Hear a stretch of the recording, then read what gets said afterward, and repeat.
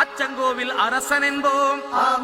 ஆரியங்காவு ஐயன் என்போம், குலத்து புளை பாலன் என்போம், எரிமேலி ஸ்ரீதர்ம சாஸ்தாவென்போம், சொரிமுத்து ஐயனார் அப்பன் என்போம், ஜோதிச ரூபன் என்போம், மகர்ஷி மர்தன் என்போம், மணிகண்ட சுவாமி என்போம், சுகுணவிலாசன் என்போம், சுந்தர ரூபன் என்போம், ஜாதி மத பேதமில்லா கடவுளாம், சத்திய வடிவான தெய்வமாம், ஆபத்தில் காப்பவனாம், அன்னதான பிரபுவாம், உலகத்தின் முப்பற்ற தெய்வமாம், சோதனைகள் செய்வானாம் ஆனா கைவிட மாட்டானாம். அப்படிப்பட்ட சாமி ரொம்ப சிறுசையா, ஆனா சக்தி ரொம்ப